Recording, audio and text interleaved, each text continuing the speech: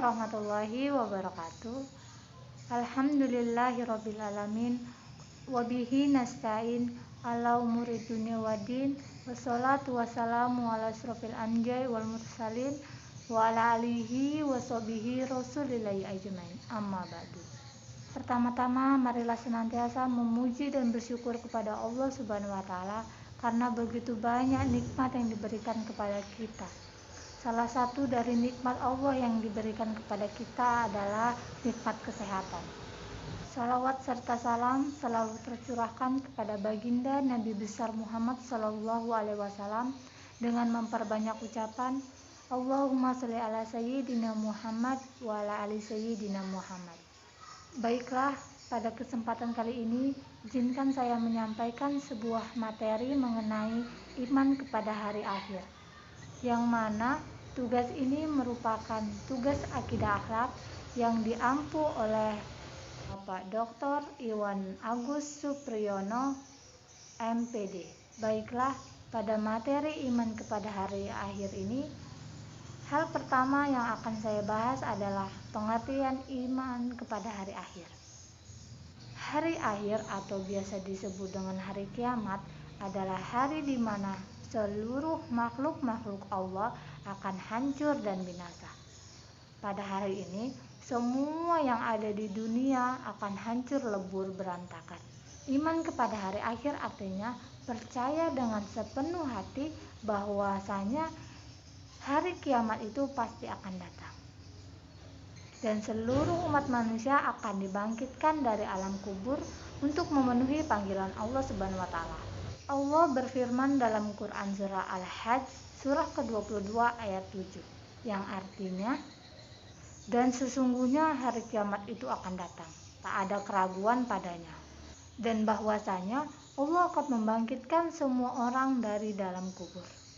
Quran surah Al-Hajj surah ke-22 ayat 7. Di dalam Al-Quran dijelaskan bagaimana gambaran kedahsyatan hari kiamat yang menyebabkan wanita-wanita yang menyusui akan meninggalkan anak yang disusuinya, dan ibu hamil pun akan melahirkan anaknya seketika itu.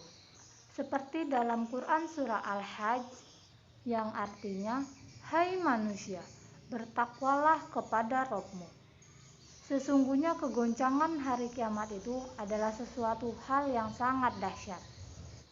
Ingatlah, pada hari ketika kamu melihat kegoncangan itu, lalailah semua wanita yang menyusui anaknya dari anak yang disusuinya, dan gugurlah semua kandungan wanita yang lagi hamil.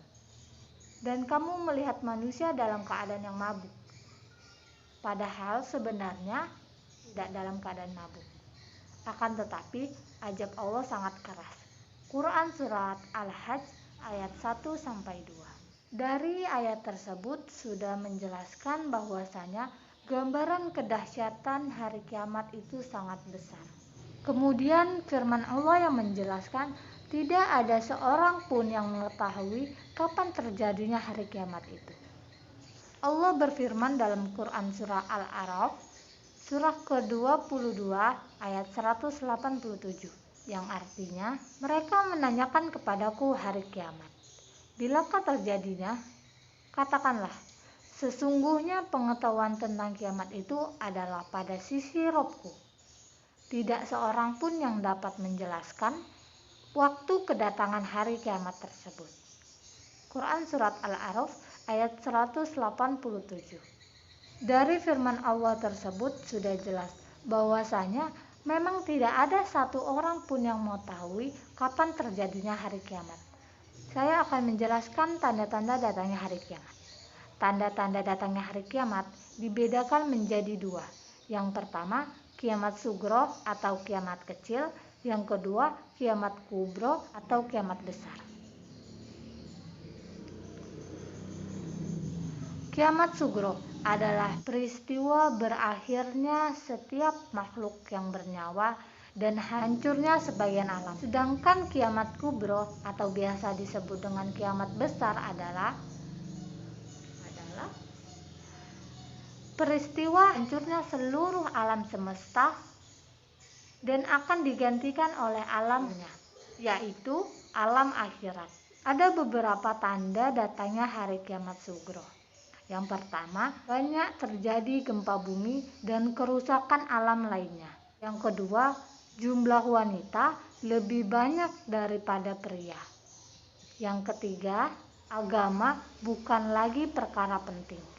Dan yang terakhir, banyak umat manusia yang melakukan perzinahan, meminum minuman keras, melakukan fitnah antar sesama, dan banyak pembunuhan di mana-mana.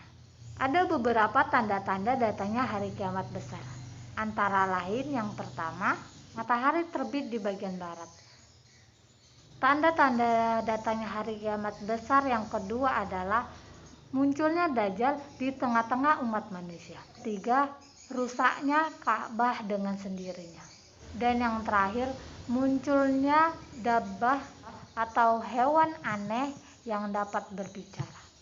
Kemudian materi selanjutnya yang akan saya bahas yaitu peristiwa yang berhubungan datangnya hari kiamat. Peristiwa pertama adalah alam barzah atau alam pembatas. Alam barzah artinya batas pemisah antara kehidupan dunia dengan kehidupan akhirat. Jadi alam ini merupakan alam penantian bagi setiap umat manusia sebelum memasuki alam akhirat. Kemudian ada Yaumul Ba'ats, yaitu hari ketika umat manusia dibangkitkan dari alam kubur setelah malaikat peniup sangkakala meniupkan sangkakalanya yang kedua kali. Pada saat ini manusia dibangkitkan dengan keadaan yang bermacam-macam sesuai dengan amal perbuatannya. Setelah Yaumul Ba'ats, kemudian manusia akan berada di Yaumul Mahsyar, yaitu hari berkumpulnya setiap umat manusia di padang mahsyar setelah dibangkitkan oleh Allah Subhanahu wa taala untuk memenuhi panggilan dari Allah Subhanahu wa taala. Dan setelah manusia berada di Yaumul Mahsyar, manusia akan berada di Yaumul Hisab, yaitu hari perhitungan amal perbuatan selama masa hidup di dunia. Setelah hari perhitungan, kemudian hari pertimbangan amal baik dan buruk semasa hidupnya.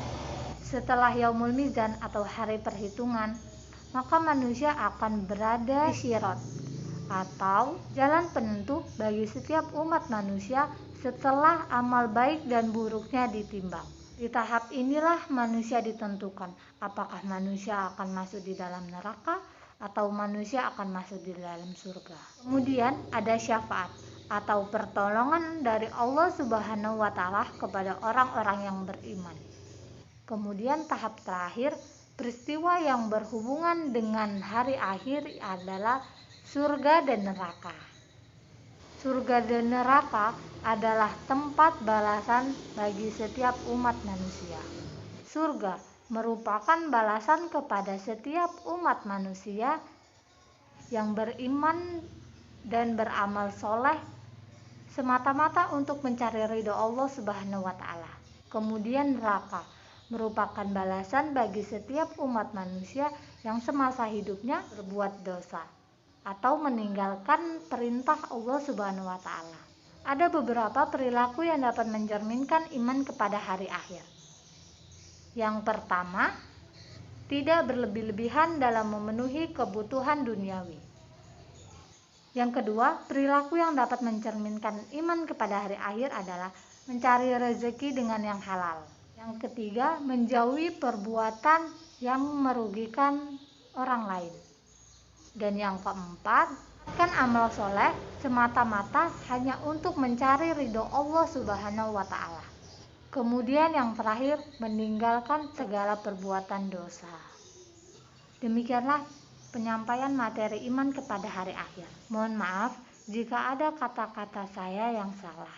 Semoga apa yang saya sampaikan dapat bermanfaat bagi kita semua. Akhir kata saya ucapkan terima kasih. Wabillahi taufiq wal hidayah waridho wal inayah. Wassalamualaikum warahmatullahi wabarakatuh.